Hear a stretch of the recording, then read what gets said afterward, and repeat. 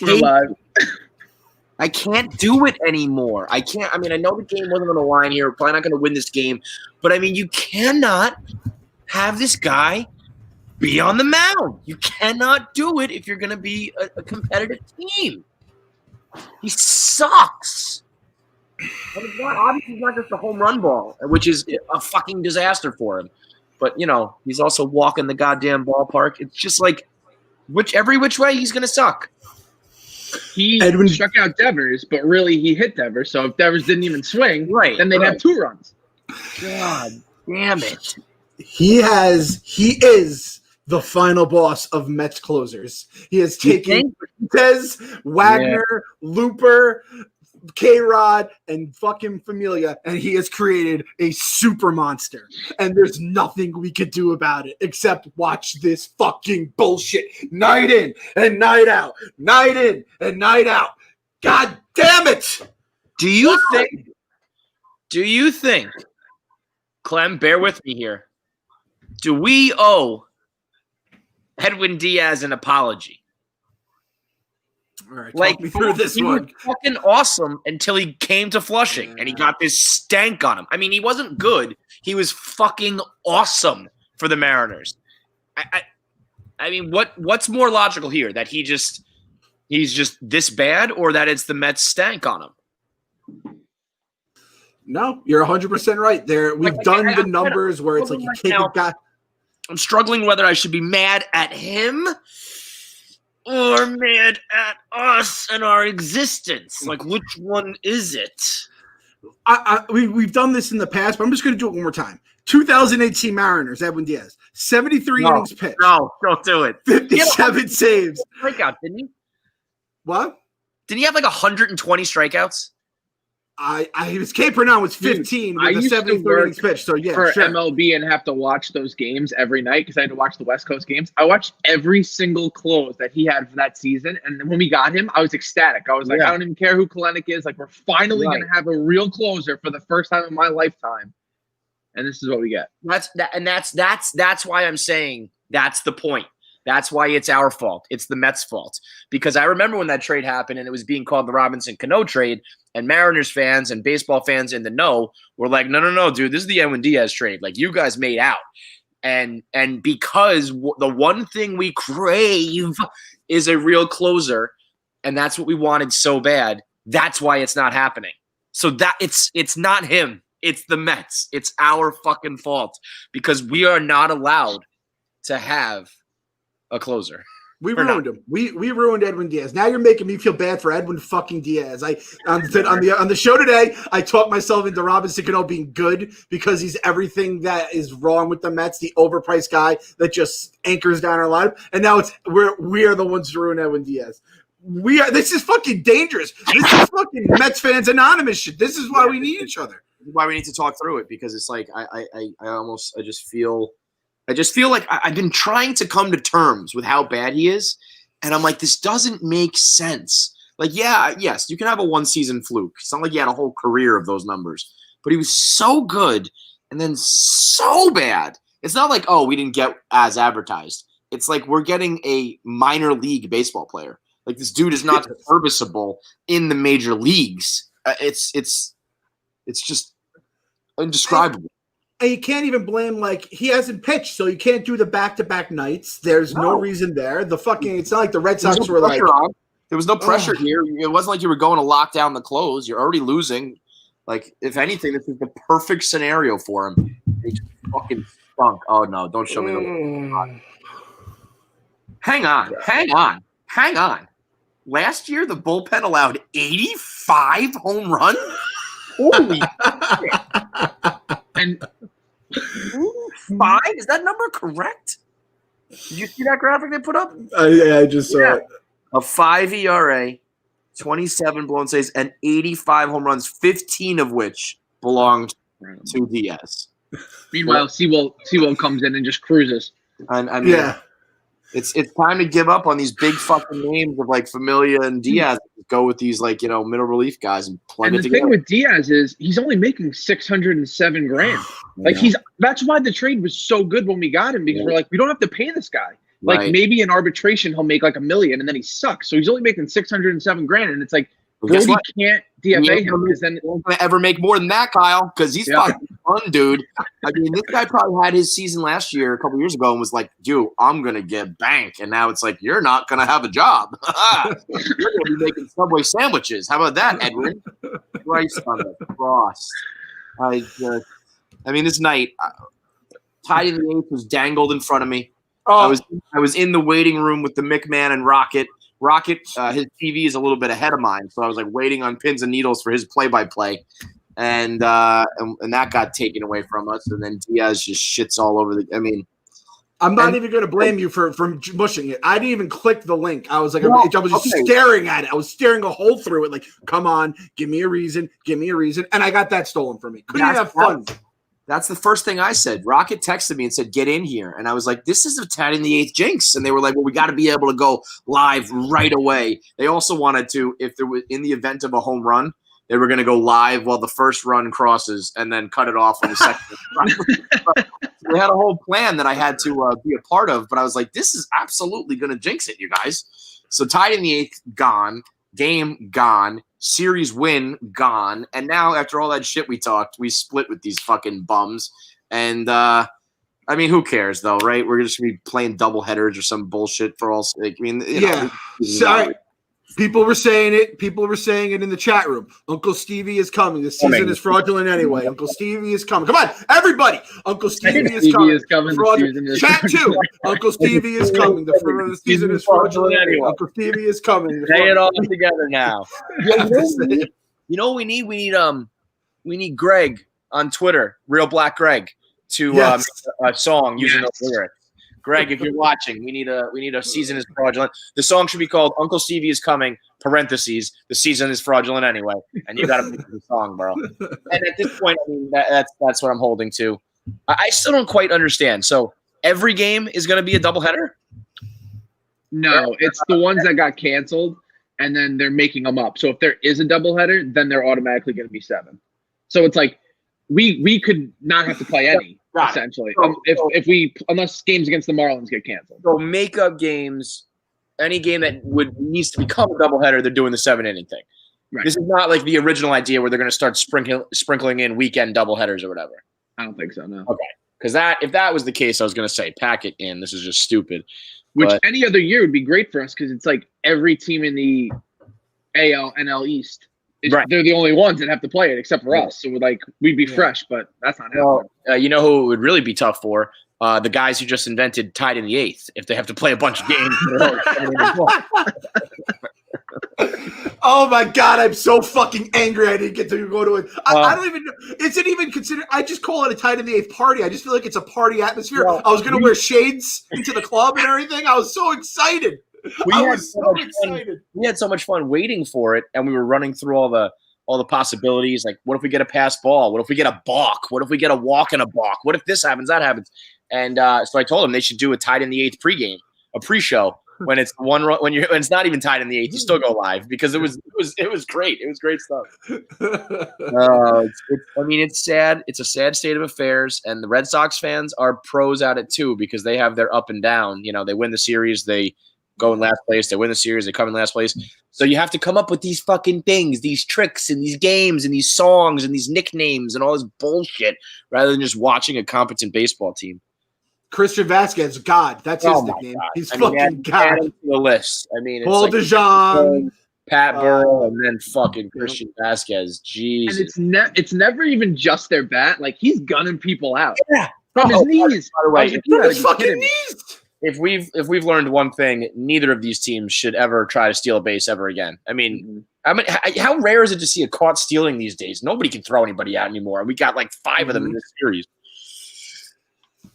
I'll tell you. Okay, positives. We're gonna go positives. Drew Smith has my heart. I'm giving my heart away now to people in a fucking fake season. Drew Smith has my heart for the rest of the year, or until they pitch him 7 games in a row, or until he stinks, because that'll probably happen, and not even of his own fault. But okay, positive for me. It's Slim Pickens tonight. Pete went first to third. That was impressive. That was impressive. That was cool. Jeff McNeil. I mean, Jeff McNeil, professional hitter, getting those 2 runs in, slapping it the other way with the infield in. He's a fucking rocket now with his long hair. The hair God. He's looking real hot. He's looking real sexy. He should keep that. He's got the headband going with it too. He's got the accessories. Yeah. But Steve Matz stinks. I can't say he stinks, but he does just, have these moments where it's like he's frustrating. Yeah. He's frustrating. Yeah. I was shocked he came back out for the 6th because Vasquez was up to lead off. I was like, like see him a 3rd time. That would have been that is a fucking. Oh man. Anything else positive here? But I mean, listen, if Diaz doesn't occur, Steve does his job. The rest of the bullpen did their job. It's on the offense. So I put up 2 runs. I mean, that's true too. Perez too stinks. Yeah, so. Big time. I just, it's tough to blame. There's plenty of blame to go around, but when you are supposed to be, a lot of people were saying maybe the best offense in the NL East, and your bats are silent. I mean, it's silly to get this worked up this early, but it seems like anemic shit so far. How many fucking topped, rolled over ground balls? Oh God. You know what I mean? Just I've seen so many of them, either foul ball or weakly to the corners. That's just ugh. And they go up there without any type of plan. Right. There's a runner on third with 1 out, and you're not looking for pitches that are up in the zone that you could drive to the outfield for sacrifice flies. They're just up there doing whatever they normally do, and whatever they normally do sucks. So it's this would be a great time for 18 home runs in the 7th inning or later for Alonso. That is a fucking amazing number. Would love to add to the number. Make it 19 here, Petey boy. That's a good first 5 years of your career. That guy comes through in the clutch. That was his rookie year. He did that shit. Jesus Christ. If coming into last season, if Pete Alonso hit 18 total home runs, I would have been happy. 18 in the 7th inning or later. Almost 45 more. Christ. Did you notice he changed the cleats? He went, He's a good juju guy. He went 4 for 4 last night with these cleats. I didn't get a chance to I wasn't able to listen, but MLB Network was on at the office, and they were breaking down his swing from this year and last year. And it looks like he's changed his swing a lot. His knees dipping lower and more at a right angle. And I'm like, why did you change anything, dude? Come on, Pete. I mean, I'm sure you got to get better and, get rid of some of your bad habits. But I would have just – if it ain't broke, Pete. If it's breaking pitchers' souls, don't fucking fix it. You know what I mean? Oh, God. Just so deflated right now. Just so deflated by this team. And has Yo ever seen a curveball in the dirt that he doesn't like? He didn't swing at the 2 of them, and I was shocked. I was talking to Coley in the chat, and he was just like, is there any chance Cespedes won't swing at a ball in the dirt? I was like, I mean, if you throw anything in the air at that point to Cespedes, you're an idiot. Everything should be on the ground. Yeah. Handsome Kevin. I love Handsome Kevin very much. I did not enjoy this broadcast tonight. Just didn't enjoy it. I'm just going to go out and say, if I have to hear about Jeff McNeil's fucking golf swing one more time, I'm going to fucking lose my mind. I get it. He's a fucking great golfer. So it was half of Major League Baseball. Shut the fuck up about it. That's a tough, national broadcast. Oh, he wanted that one. National broadcast is going to always latch onto those things, but we've heard it a million fucking times, KB. Come on. And, oh, God. Yeah. I feel you, man. I sit here in the literal darkness. I'm stunned my kids haven't woken up yet. I saw the tank. The tank is fired up tonight. He's firing on all cylinders. We had a official. Oh, man. With a whimper. That is at least they put up a fight last night. They went out like a fucking bitch tonight. To a bunch of scrub pitchers. Scrubs. People the fans who watch every game are like, why is this guy pitching? How about those virtual fans in the stands? I saw Clem tweeting about it. It's a little it's weird. I don't think I'll ever like it, but you think I'll just get used to it? I don't know. It's bothering me right now, but I feel like this is something that I might not even pay attention to in a few weeks. they were like popping them in and out. So like that's what threw me off was that you see like one person clapping. I was like, wait, yeah, for the first home run. I was like, what the yeah. I felt like I was tripping. I'm like, hang on a second. I think one of them just moved. Yeah, and so they had the fans in the outfield, the virtual fans in the outfield. Then the infield, they had the cardboard cutouts. But then they had real people in like the stands, and it wasn't just the players. Like there was some old dude with a mask on, and I'm like, what the fuck's going on? Are the cardboard cutouts coming alive? I didn't know. I can't handle that plus the Mets. I can handle one of the two things at any given moment, not both at the same time. It was all night. It was like I turned on SNY, it's boxing. I switched to Pix 11, it's not on. I switched to ESPN, it's not on. I went to my window and looked outside to see if it was raining, and then I had to Google what channel they were on. Yeah, and then Fox has like I never noticed this until recently. I always thought the games were louder on Saturdays, but it turns out I think Fox just juices up the noise because like the crowd is really loud. And I was like, yeah, it sounded a lot different, which was interesting. This is all I've got, boys. Half-C's cookies. That's all I've got. I don't have that. God damn it. What flavor is in there? Straight chocolate chip, bro. Is that the go-to? They're always trying to get me to taste the other ones. And I'm like, I don't want them. Just chocolate chip. Send the chocolate chip. I'm an OG guy. Well, I mean, thankfully after your Subway take the other day, at least you're eating some good food again. That was some and the milk. And a big old that's the other thing. I had like 3 Right Russians in like the first 6 innings. I was unconscious. I was fucking drooling. And then I get a text from Coley saying, get onto this tied in the 8th. And I ran to my computer just sitting there staring at the screen, waiting for them to tie this goddamn game up. So I was in La La Land earlier, and then this is what happens at the end. I was waiting for the White Russian rally. Yeah. I even had the TM on it. I had it ready to go. I was gonna have a rally Russian. I was gonna make one of those, but I pulled the trigger in the first. Turns out you can't do that with the White Russian because they sit and they weigh you down. So I'm gonna save those for the future. I got a whole bunch of heavy cream I have to go through now, and I like Kahlua. What else am I gonna use Kahlua for? Nothing. That's gonna be Sienna's first drink when she's 16 years old. Or 14 or whatever. 20 that you put in the fucking fridge. Right out of the bottle. I think that was my first drink was amaretto, I think, because it's like that's just the shit your parents had for years. Because who the fuck drinks all like those liqueurs and stuff? It was my sister's 10 years older than me, and 99 blackberries. Oh. How about this? PMT on Friday Night Pints said the first thing he ever drank was vermouth. He didn't realize it was like an accoutrement. He just fucking drank vermouth straight. That put him on the path he led to today. He's drinking Mad Dog straight out of the bottle. We also have to say, obviously, with the news, RIP to our boy Strychnine. Did you see DFA'd? It was a beautiful time with Hunter Strickland, but we burned hot and bright. We were hot and heavy for a moment there with Strychnine. Oh fuck! Just dropped my fucking computer on my milk. God damn. Jeez. That is the night in a nutshell. Yeah, that's not at all. So, all in all, had a chance to basically like fucking sweep a series, and didn't even come away with a win. Yep, straight split. Diaz, honestly, if Diaz just looked good tonight, I'd at least feel better going into it. He looks worse than basically, other than just getting tattooed. He just looks awful. Like if they kept him in that game, it could have gotten ugly. Like I'm happy they at least pulled the trigger on him. So I mean, the guy's got to be on like suicide watch at this point from last year to this year, where everyone's, especially in New York, like that's all the only question you're ever going to get. He is so lucky. There's no fans. So